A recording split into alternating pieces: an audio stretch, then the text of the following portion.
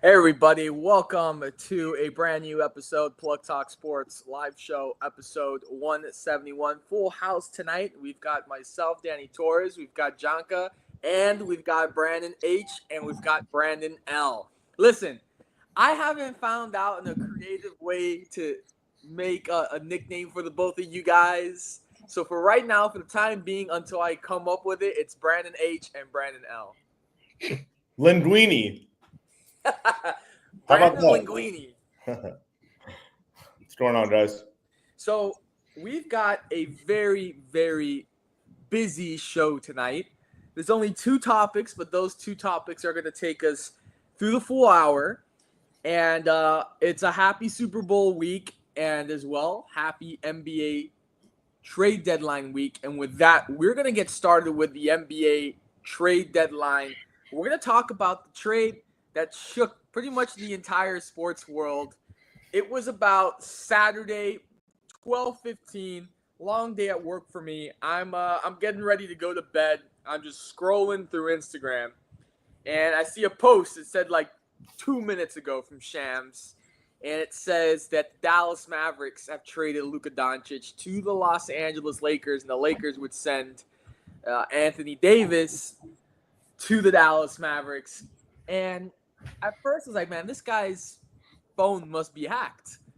I called Janka, and Janka was like half asleep, and he was like, bro, I was about to call you. Like, my jaw's on the floor. And then ESPN confirmed it, and it is true. The trade did happen. My jaw was on the floor for 10 minutes, and I think a good 20 minutes of a phone call between me and Janka. We didn't really say much, but just said the same thing over and over again back to each other, like, bro, is this for real? And I did talk to I did text both Brandons at that time. They were both already knocked out. They responded on Sunday morning. And Brandon L told me something that at first I was like, yeah, I could see that happening. But after digesting the trade, I don't think I agree. So Brandon L told me that he sees a Celtics and Lakers NBA Finals after this trade. I'll tell you why I don't see it that way. Because then I started thinking about this trade. Luka and LeBron are both ball hogs and like the offense to run through them. So they're going to have to figure out quickly in Los Angeles how both of these guys can coexist on the same team. And look, yeah, you can say, yeah, when he was in Miami, Dwayne Wade was the guy, and they had to figure it out. Brandon, now I know you. You've been here a short period of time. I know that's where you were gonna go. He's like, yeah. But do you agree that? Wait, hold on. But do you agree that at least 50% of that text was right? I mean, Boston's probably going to the finals this season. Boston from 1 to 5 and bench included. I mean, hands down, the best team. I mean, look at Boston, yes. Boston, yes. Okay. Because, look at even what happened last night. Down by as many as 26 against Philadelphia. And I get it. It's a February regular season game. But, listen, down 26, I don't care who you are. They have shown me, even going back to last season, that the Celtics are the best team. Now, obviously, the Lakers, I mean, listen, Dallas, that whole organization was pretty much ran around Luka. I mean, I still don't understand why Dallas traded Luka. There has to be, and listen, let's not get Brandon H a little excited here. He's wearing his little green shirt. As soon as I said Boston, as soon as he said Boston, you saw that twinkle in his eye. No, but I think, look, I do have to tell you though, because I go to work on the weekends. I have to wake up at 4 a.m. My phone was blowing me up at 1 a.m. I could care less. Then I had a close friend, an avid watcher of this show. My friend Abner, he texts me, Brandon, spare me, in all caps.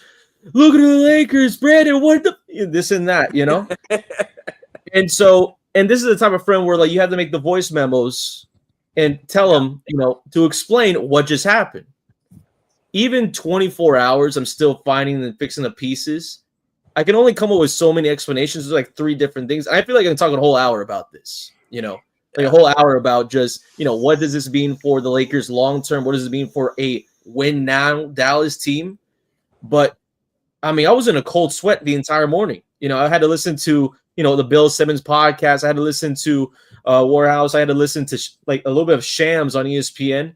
But for those who have not read into much of it, though, I mean, the Daily Morning News of Dallas, they did a great article on Nico Harrison, the GM, the general manager, that really orchestrated all this within the night. I mean, this was apparently, and I kid you not, a conditioning and long-term agreement issue with Nico. And Jason Kidd was in the dark. Mark Cuban, of course, not the majority owner anymore of the Dallas Mavericks. He was kept in the dark. The players in this one, even LeBron James was kept in the dark in New York, with his family. So this was probably the most out of left field move I've ever seen in my life. But the best part about all of this is that according to the media availability that he told, of course, to the Dallas local media, but Jason Kidd just, phased of what just happened. He said that him and Rob Pelinka, general manager for the Los Angeles Lakers, had a sit down 3 weeks ago. And the idea was, what if we did this? What if Luka was traded? It's like, oh, that's so weird. I can't believe you would think like that. And Nico bought it. He planted his seat and was gaslit into trading a generational talent, probably one of their best franchise players in this, besides Dirk Nowitzki, obviously, but in this century. So this is probably, all credit to the Lakers. Pelinka has definitely shut everybody up, I would have to say. The guy is the art of the deal. He is the dealer. There's no way to look at it, though. There's no other way to look at it. Wait, are you really going to buy the reasoning that they traded him because of conditioning? Hell yeah. Hell yeah. You saw the finals? I think that. Where was the defense at? Hey, I kid you not. This is an actual quote. Harrison said that I believe defenses win championship. That defense wins championship. I don't think there's really, I don't see any team playing defense, especially today's end. I mean, there's 130 to 122. I mean, most final scores are in like the 120 to 130 range. So really, I don't think any NBA team plays defense today. Obviously, it's an 82 team season, so they're not really trying as hard come like playoffs. But to really for the general manager to say defense wins championships, I mean, Luka literally led Dallas to the NBA Finals last season. That's go back to the series against Minnesota. Go back to the series against Denver. Like, Luka's the reason why Dallas was in the finals last season, and they were never going to beat that Boston team. But Luka is 99.9% of the reason why Dallas went. This was their generational talent. Right. This is their franchise guy, and you're telling me you traded him because of conditioning. There is something there, guys. There's something behind closed doors that PR is holding that the fans probably won't find out until about another month or two from now. It happens in sports all the time. Exactly. All the time. Now, you want to know conspiracy? Listen to Jonka's reasoning behind this. All right. Think about this for a second. We know LeBron James is probably out in a year or two, right? He's going to announce retirement. Boom, said and done, right? Where the Lakers organization, where are they going to be without their next superstar, without their next moneymaker if they didn't get Luka Doncic? They would have AD. AD to me is not going to carry that superstardom in LA. And being as it is the NBA and it is a business, damn, who could I get to LA for cheap to help LA continue making all this revenue for us after LeBron James?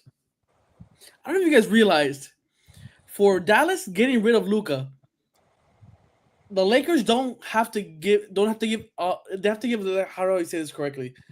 $100 million less for the Supermax extension for Luka than if the Dallas would have just given them an extra $100 million. Dallas low key saved $100 million since they did technically send them off, trade them. They saved $100 million off that Supermax extension. But Now they're like, all right, we got AD, who is a good player, who can play actual defense, which is what technically the Mavs were lacking. Hey, to me, this is me personally. They still got their pieces. I think the Mavericks came out on top on this one. This is me. Because I say this because LeBron plays defense when it's, how do you say, like to his benefit. Like it could be, whenever some loser is about to go score an easy layup and I'll just slam it right behind for a chase down block. Chase down block, whatever. Make it seem like he plays defense. But most of the time, he doesn't do anything. He just complains to the ref for fouls and just tries to get triple doubles against bad teams. Anthony Davis, legit, was the best defensive player and offensive player, I would assume, for the Lakers as of right now, until obviously Saturday. They got rid of that. The Lakers don't have a center. That means they're even worse defensively. Luka plays, like Brandon said, Brandon H. said, Luka plays literally no defense. The Lakers are back or worse to where what they started without AD. Yeah. LeBron's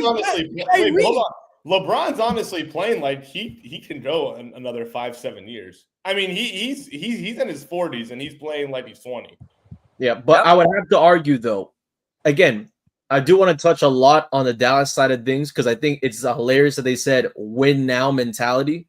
But from the Lakers side of it, the future with it though, Luka at 25, 26 years old hasn't technically even hit his NBA peak yet, averaging 28 a game.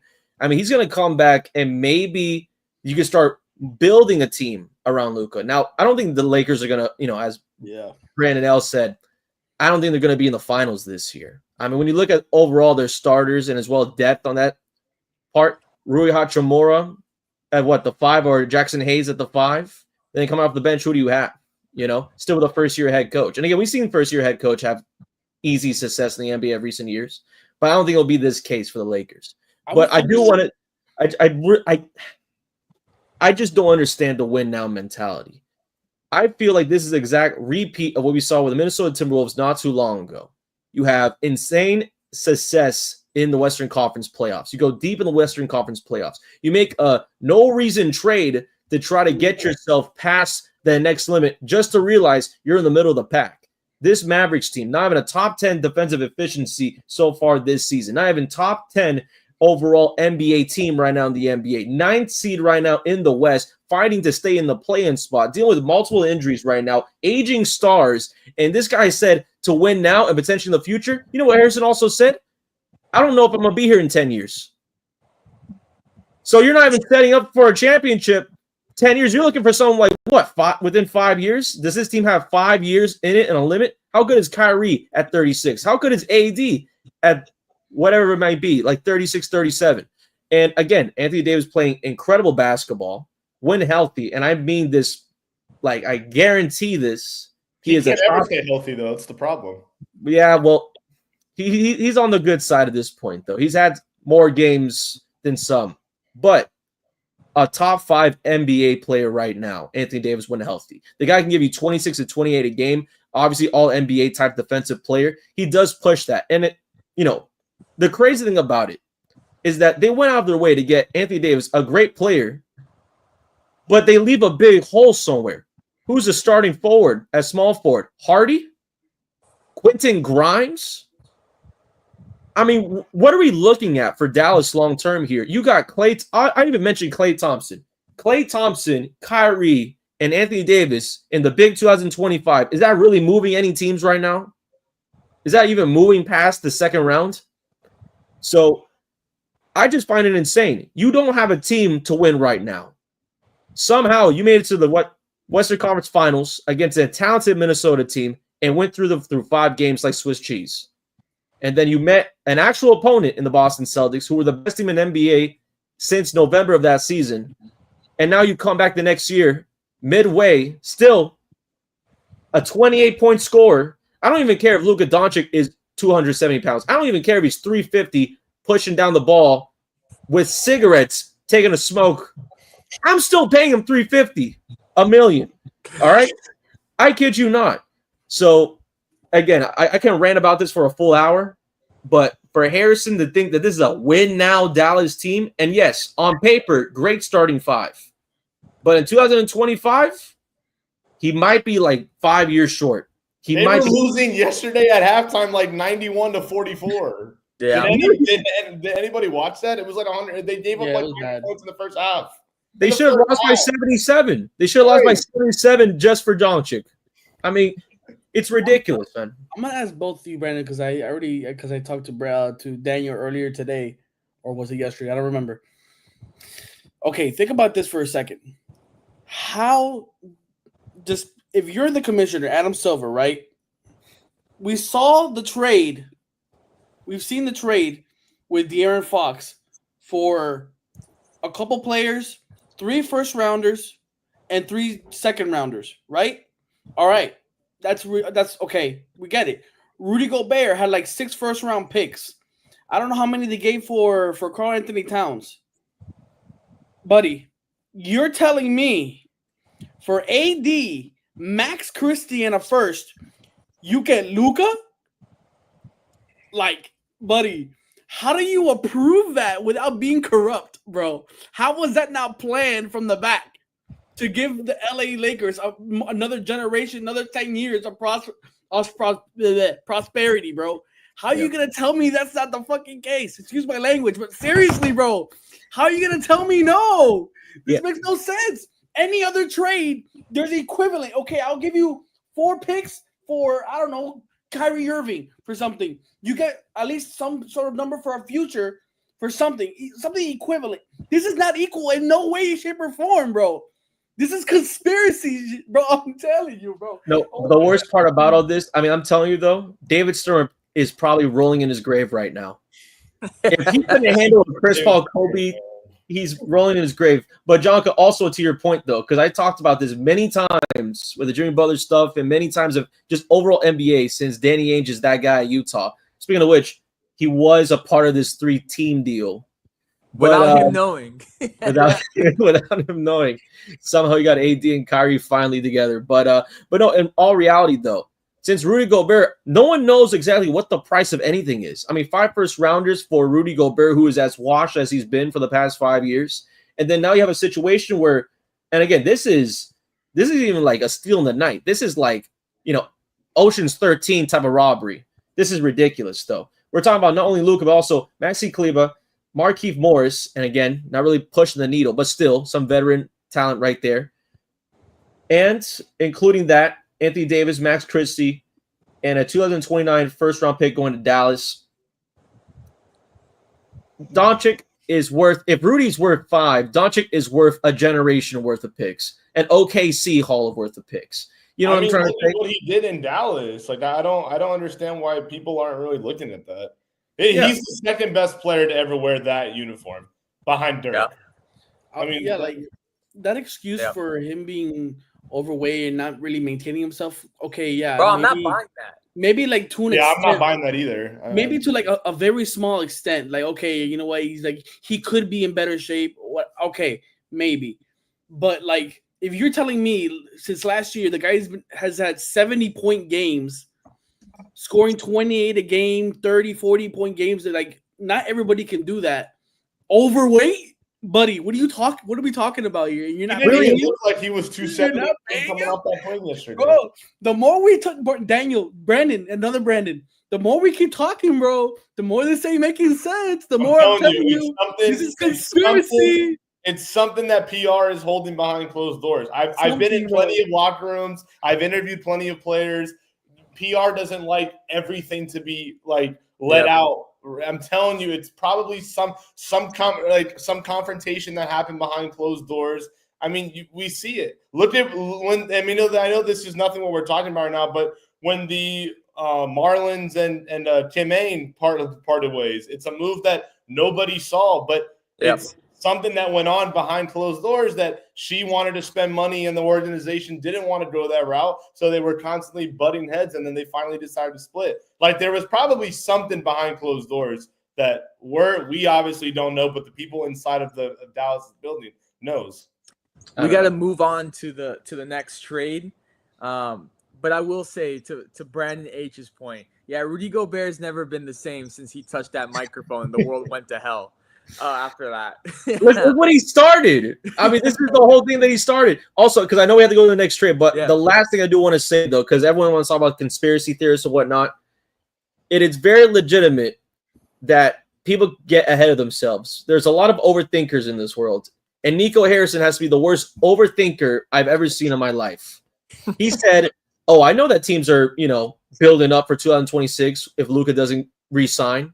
It's the fact that Luka, in his message to Dallas, said, I hope to win a championship, and I hope to be here long term. His overthinking killed him. And the worst part, I think the only thing that I'm really shocked that we haven't talked about it yet, how do you not shop him?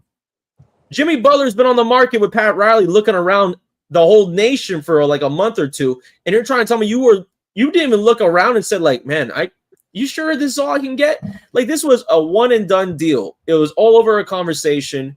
It was gaslighting at its finest. Rob Pelinka, the negotiator, I'm going to call him that for now. Hate to say that for a Laker GM. But this is, 2K can't even make this up, But that's what, if you got the wrong people in management, and again, out of Harrison, of all people, because I thought he was making some good deals, but in his hands, Porzingis, Jalen Brunson, and Luka, and somehow he didn't see long term.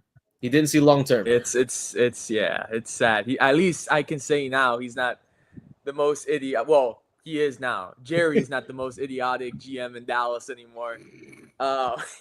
Anyways, De'Aaron Fox from the Sacramento Kings to the San Antonio Spurs, joining Chris Paul and Wemby, and Levine goes from Chicago to Sacramento, joining DeMar DeRozan and Sabonis. I'm not going to lie. I think Sacramento looks nice. Are they championship nice? No. No. But they do look nice. And for San Antonio, obviously, I don't think they're championship ready this year, but I think that's going to be one hell of a pairing in the Spurs. Yeah, I would agree. I think I like what the Spurs got. Wembanyama is obviously a generational piece.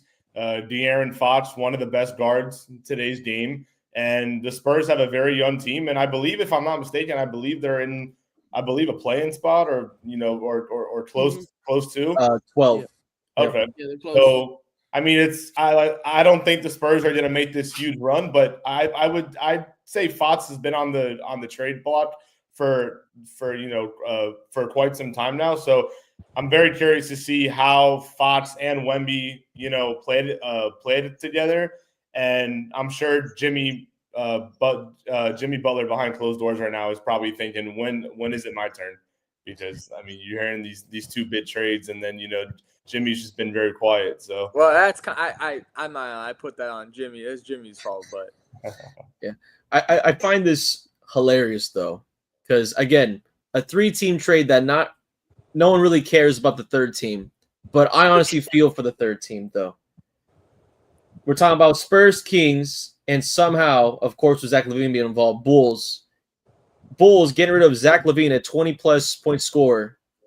Out of all this, got themselves Zach Collins, Trey Jones, a Kevin Huerter on probably his worst year, and their own 2025 pick back from Sacramento.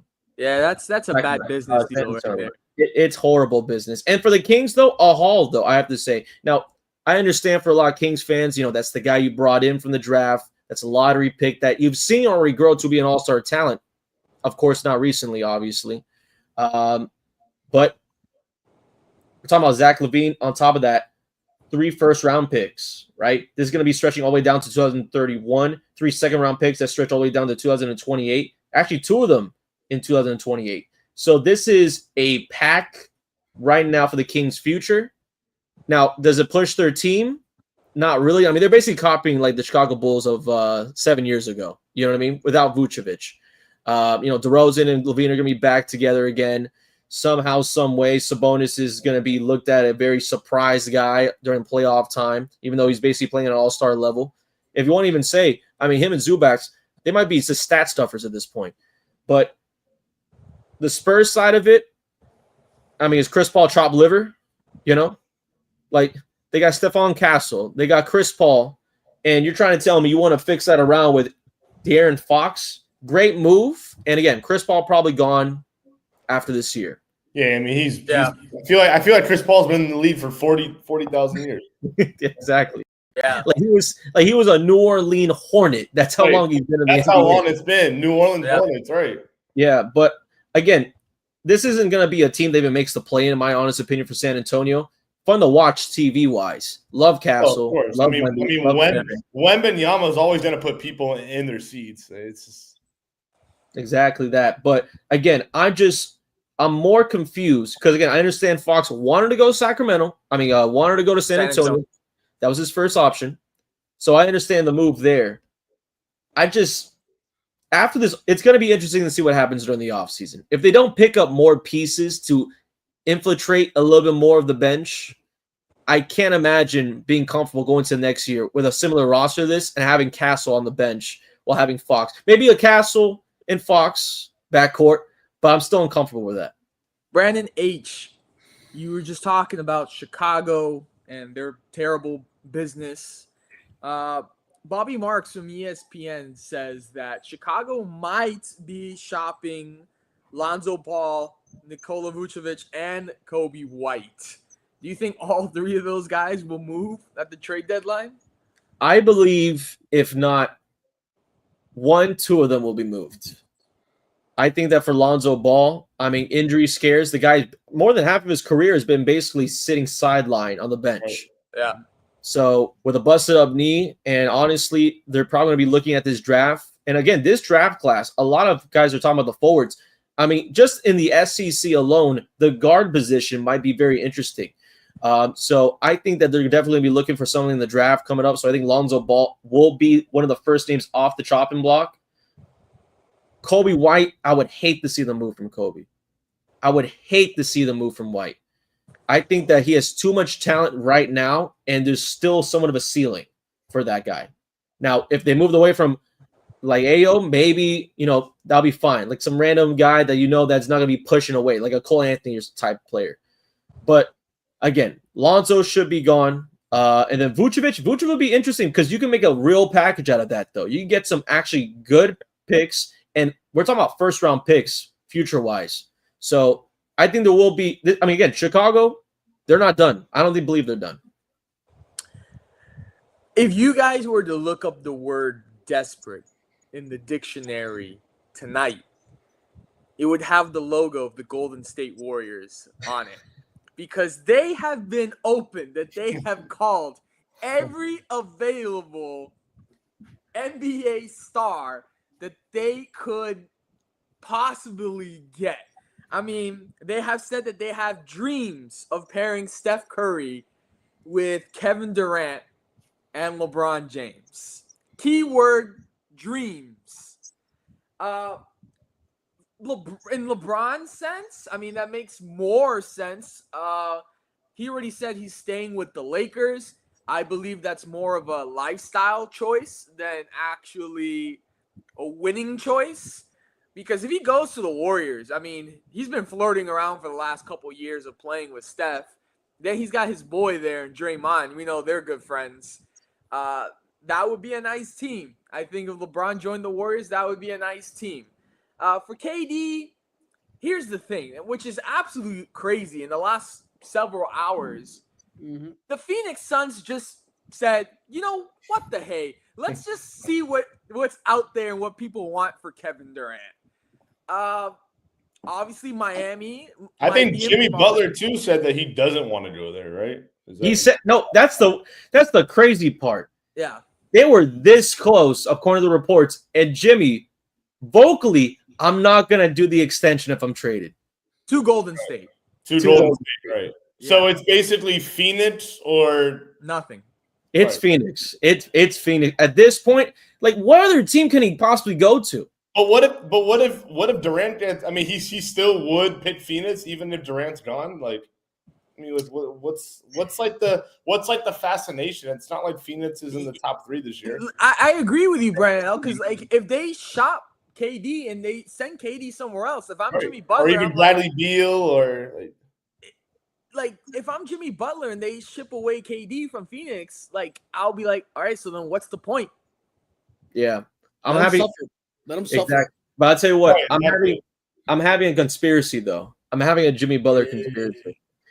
Since the beginning of his requests, there were already rumors of Milwaukee and Memphis. Then he's like, I don't want to go to those teams.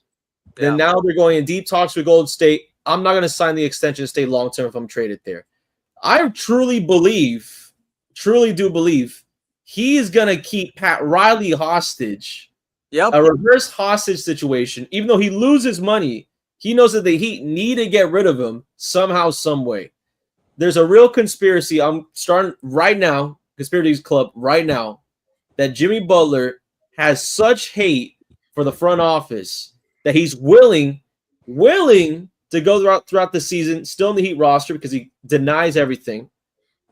And he ends up signing that player option out of spite. I honestly think the Heat are better without Jimmy. Which shout out Tyler Hero for earning his first ever All-Star bid. Mm-hmm. But I mean, it's I've been watching the Heat a lot more lately, and I truly do believe the Heat are better without Jimmy Butler. Like, yeah. I think Jimmy, this whole thing's been a huge.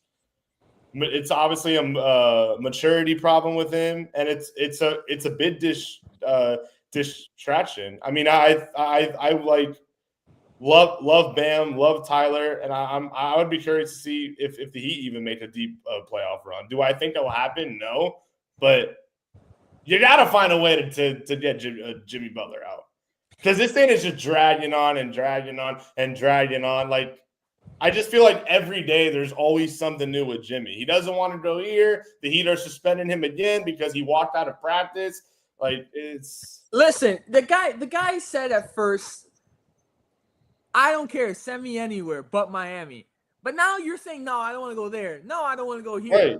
If I'm Pat Riley, at this point, I'm like, I don't give a rat's, where you don't want to go. At this point, I just want to get rid of you, and I'm going to send you wherever makes the best logical sense for us. I don't care. You're not in a position to be picking and choosing. You're not a free agent. You've caused this team disruptions. Right. We're just going to send you wherever the hell I want and get this over with. Send him to Detroit. Send him to Detroit at this point. Can't cut it, baby. Can't cut it. Just figure it out, man. The Washington Wizards, damn it. I'll send him to Utah. Look, just do a quick Kuzma for Jimmy Butler deal. Get it over with, man. But I'm telling you, though, for Jimmy's sake, because his trade deadline's coming up within the week. Thursday, I think, right? Thursday.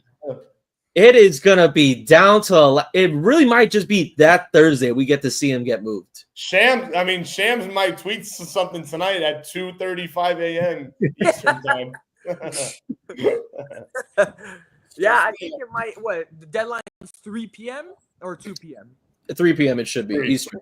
Yeah, watch. 2:59 p.m. is when something will happen. And I'm going to tell you guys a little story. I'll never forget this. It's not NBA related, but it is a trade deadline relation. I'll never forget transfer window in soccer. Real Madrid's going after Spanish goalkeeper David De Gea, and he's on Manchester United at this point. This is just a ridiculous story. The deadline time comes, and there's no news. Everybody's just like refreshing. Like, what the heck? We're not getting any news. It comes out later that night. The fax machine from Manchester United broke, so they couldn't send important documents and paperwork to Real Madrid to get the deal done, and that's why the deal didn't happen. So I could see something like that happening in this whole NBA drama. I could honestly see that happening to the Dolphins, because we always say that's so Dolphins, and some stupidity like that would totally happen. Like just Myles Garrett on her plate. Mike Daniels' printer just like crashes like mid, some like bizarre.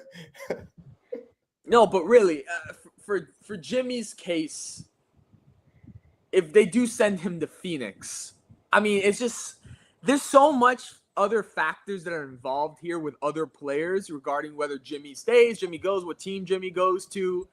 Do you actually think that Phoenix will get rid of Kevin Durant before this trade deadline? Probably not. Probably not. I don't think so either. Yeah, I mean, trying to form something within the next 3 days might be complicated. I mean, anything's possible, but I mean, we're talking about Kevin Durant, one of the best perimeter shooters in the game. Now we probably have to throw in the term when healthy, but I mean, he is. I mean, when healthy, Kevin Durant is probably the best perimeter shooter. I mean, he's lethal. It's Brooklyn, Thunder, Warriors. He did it. He's and still doing it. I kind of have to agree with Brandon H, though. I do think, and I told John the other day, because I've been trying just to wrap my head and my mind around this, about this whole situation with Jimmy Butler. And I start to think, what if this whole thing is a scam? And he is just setting up the Heat. Like, he is being that petty that he just wants to screw over the Heat so bad that he is just, watch. If I said it maybe like 2 shows ago, I said, if this trade deadline arrives and goes and Jimmy Butler is still on the Heat, it is the worst thing that could happen for the Miami Heat. And where does that go moving forward after Thursday if he's still on the team? I can probably guarantee he will not wear a Miami Heat uniform ever again. He won't play the rest of this season. And it's crazy to think he won't probably get paid the rest of the season. And he's just okay playing dominoes and going to go drink coffee. But I'm starting to get concerned, guys. I'm starting to get real concerned that Jimmy is doing this on purpose and the Heat are just not going to be able to find anything. Yeah, bro. It's just an unfortunate how this has turned out for the Heat, bro. It's like what a major downfall, bro. Just 2 years ago we were in the finals. Like, I also we lost. But like, where did this hatred all of a sudden just come out from, bro? Because Pat Riley said, "Shut up and play." Basically, are you like what was it? Let's logically, I'm just like, okay, yeah, because he just sorry to interrupt you, Jonko, but he did say at the beginning of the year he was like, "Nah, it's just a couple dollars. The extension, like, I'm not worried about it." And then out of nowhere, he's like, said that media day. And so when just after listening to that and then thinking about it, I don't know what, maybe something that hasn't leaked yet. Something that hasn't leaked yet. That's probably what it is. But to me, I think it was after the Heat losing to Boston, it was Pat Riley calling out Jimmy Butler publicly, saying, "If you're not playing, shut the F up." And he kind of rubbed it the wrong way. It's like, "Hey, yo, why'd you call me out publicly? You could have just texted me, hey, yo, just shut up by a text. And all this could have just been resolved, like, friendly. You didn't have to, kind of put me on blast in front of everybody and kind of make me look like an idiot." I mean, he does that himself on every media day, picture day, season. Well, that's just me. But, like, I think it kind of this guy kind of he just wants to run his own show, bro. Like, what I've done for this organization, whatever that is give half-ass regular seasons. As I go on, I think if he does he really have the balls though to take that option? Does he got it? Yes. Because think about it. If let's say he's true, right? He's never gonna put on a Heat uniform again on the court. He's never gonna play, even though he's on the roster. With that 55 player option, I think he's scared. I think the thing is he probably does have the balls, but the thing is he probably will do it because he knows if he becomes a free agent, no team is gonna give him that money that he's making here right now. After what he's just caused. Well, I think he's only hurting his own NBA career. He's only hurting himself. Which is why I don't think he's going to get traded. And he's going to stay and take that player option and get that money. Because he already knows, you know what? After what's happened, he's not getting 50+ million anywhere else. He's not going to get it. That's what I'm saying, man. You imagine at the whole end of this whole show, he's just like, yeah, I'm just going to stay in Miami.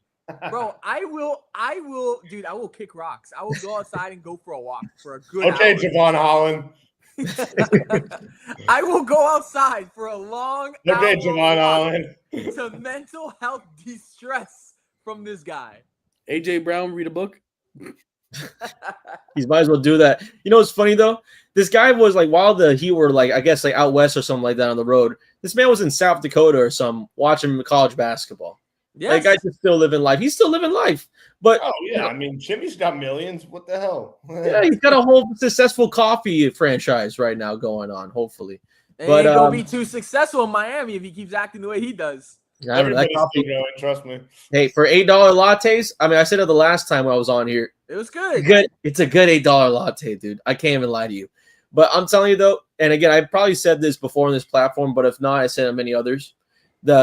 It's the Pat Riley comments.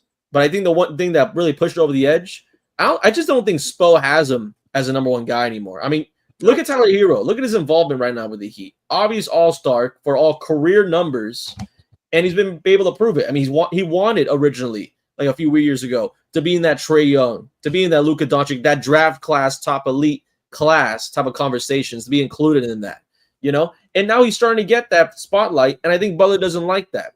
I don't think Butler, and every single team he's been on, I don't think Butler's like the idea that there's a younger kid that the franchise wants more out of than him.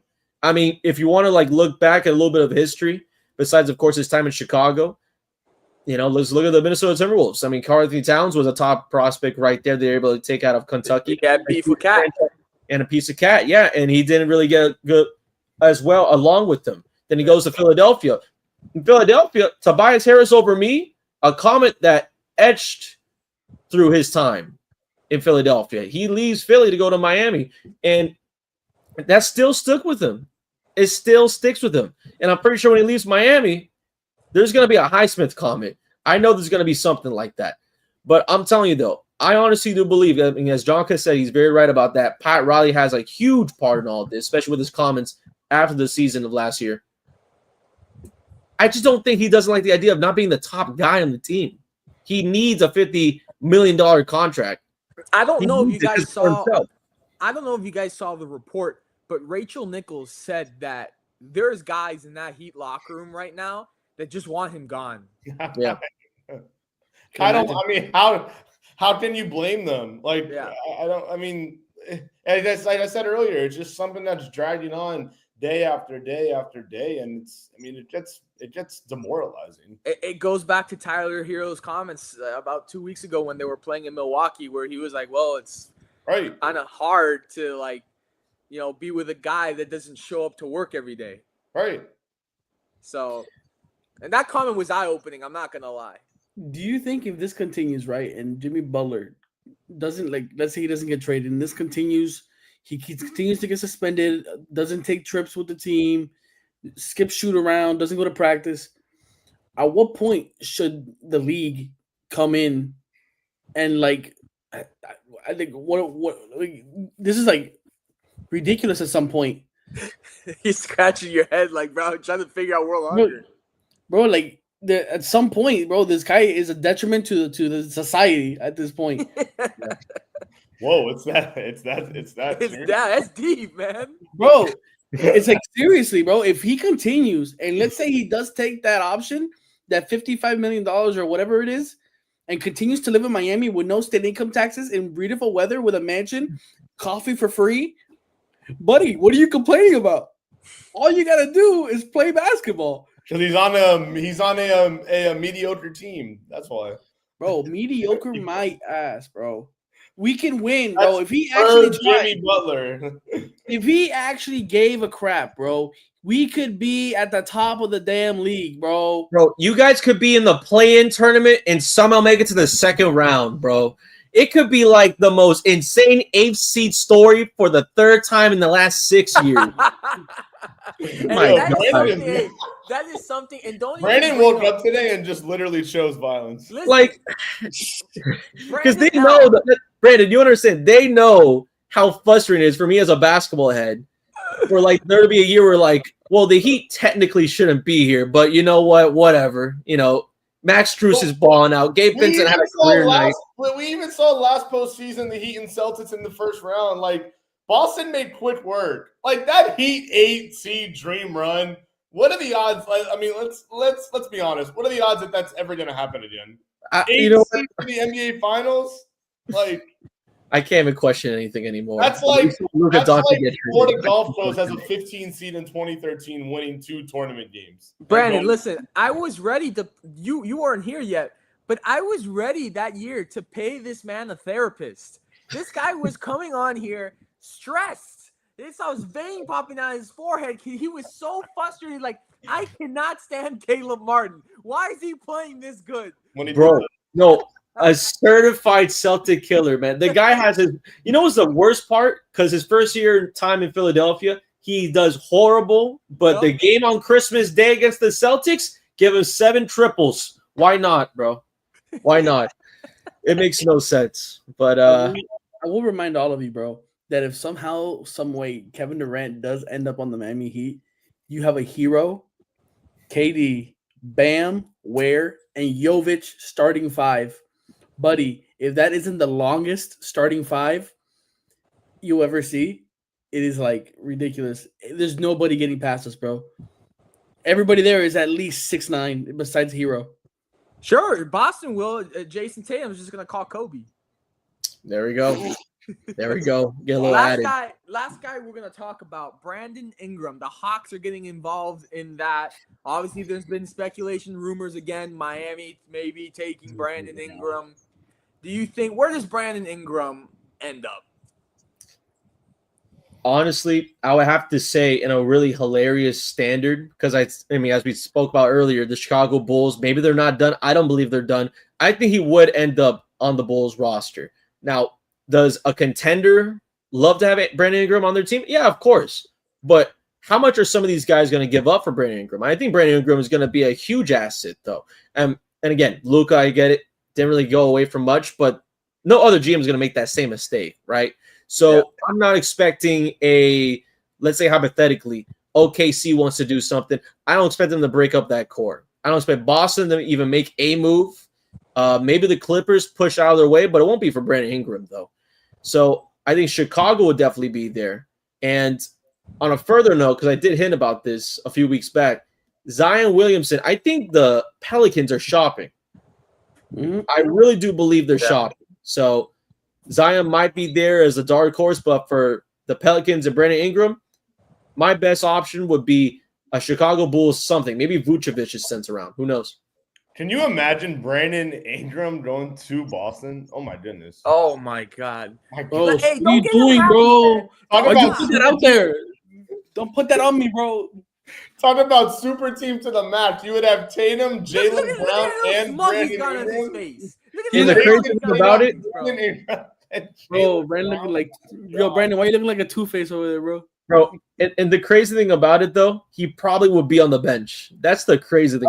Because that's literally how deep Boston's 1 through 5 is. Yeah, he's behind Payton Pritchard, bro.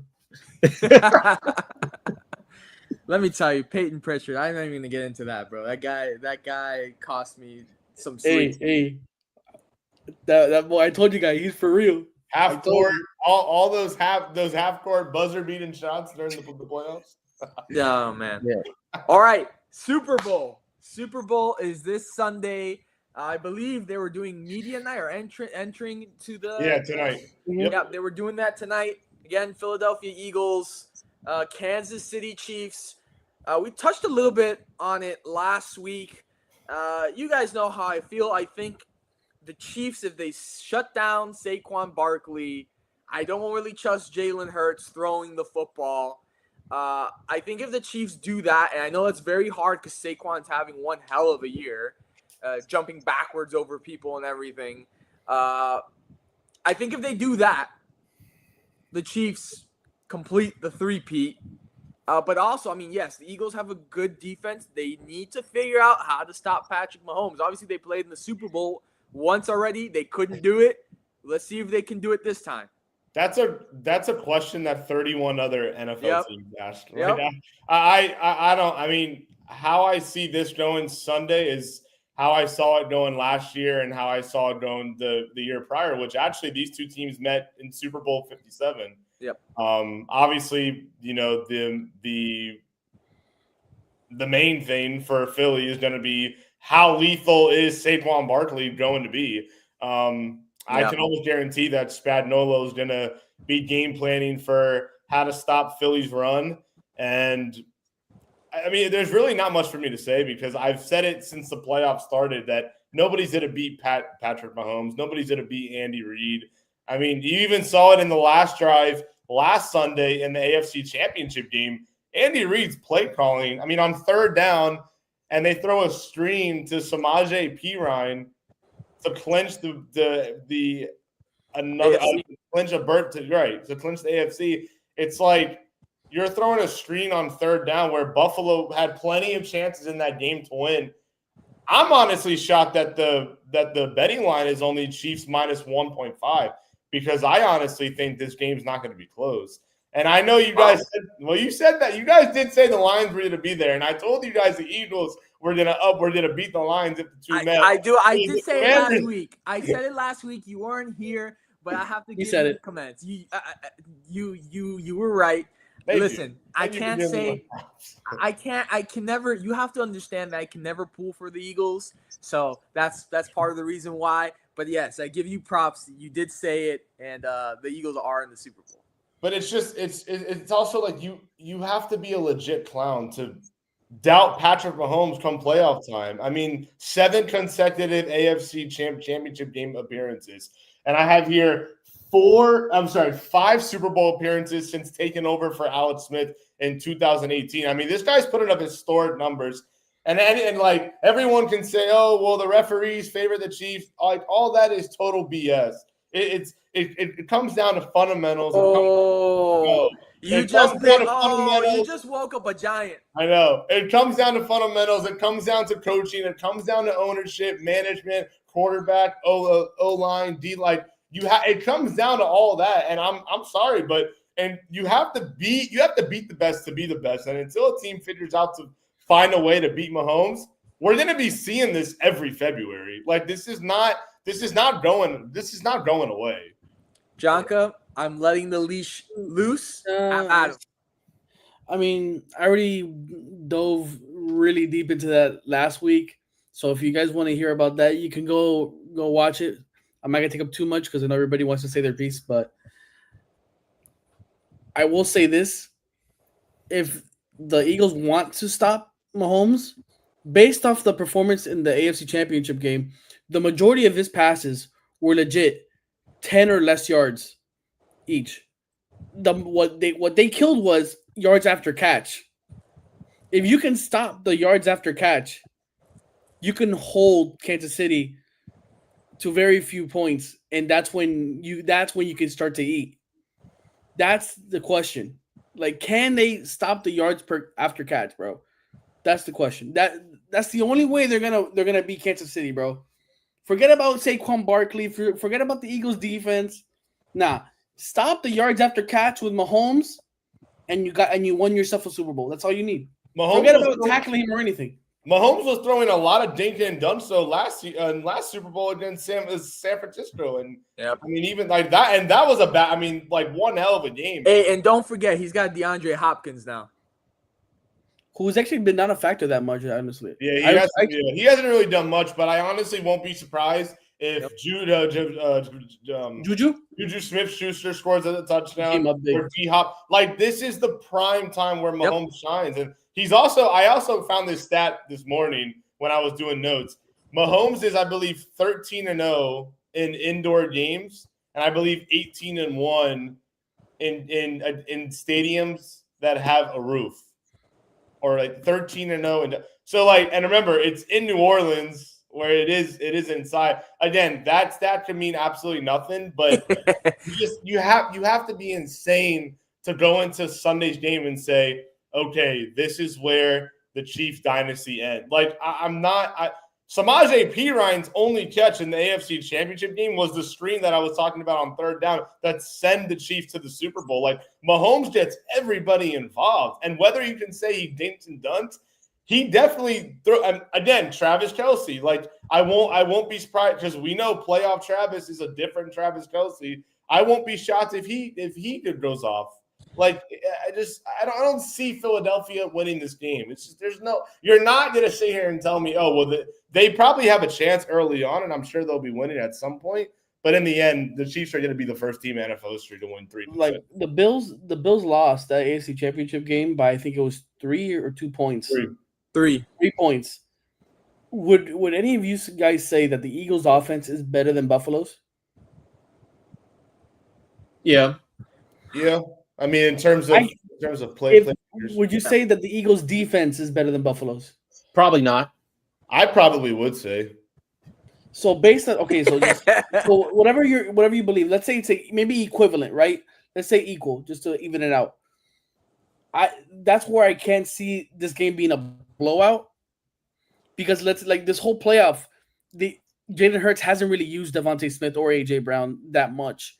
It's usually let's be honest, it's been Saquon Barkley going for 40, 60-yard running touchdowns. I don't trust Jalen Hurts getting the football to them. And you guarantee, I'm going to steal Brandon H here, guarantee the Chiefs are going to come in ready to do their homework. Of course they are. Wait, hold on. When I say the Chiefs are going to blow them out, I don't mean like 20, 30 points. I'm thinking in like that 10 to like 14 range. So I don't want you guys to think that I'm thinking they're going to blow them out by like 30.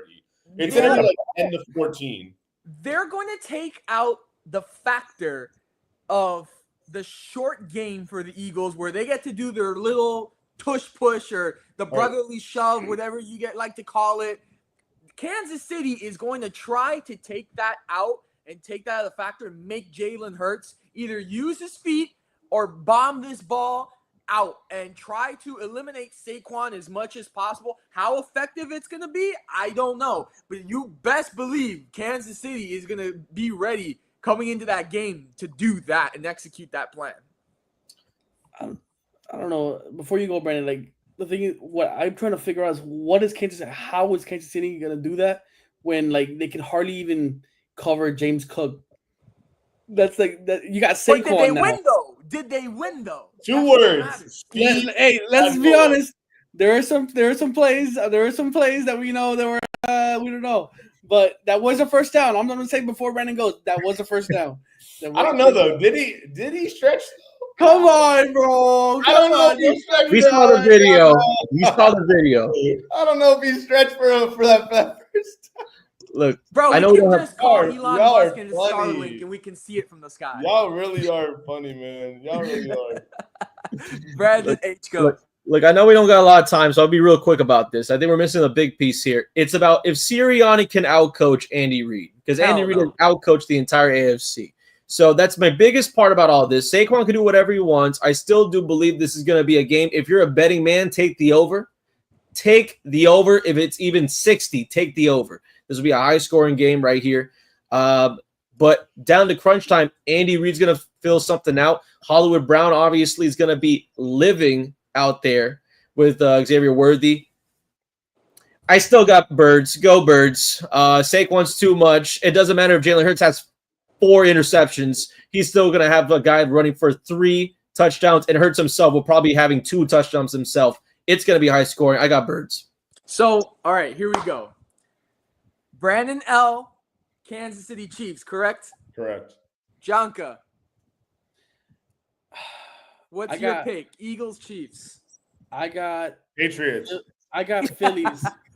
I got Phillies 34-28. Wait, Phillies? I thought you said Phillies. I was like, what are you talking about? Bryce Harper? Okay, I got the Flyers. Brandon is going with the Eagles. So we got Chiefs, Eagles. And well, ladies and gentlemen, I think you can tell by my opinion, I'm going with the Kansas City Chiefs over the Philadelphia Eagles to go 3 straight. Victory is going to be accomplished this upcoming Sunday evening in New Orleans. That's all I got to say. I agree with Brandon L. And with that, that's going to take us to the end of our show. We hope you guys enjoyed this episode. This really was a fun one. We got a barbershop talk being filmed this Thursday.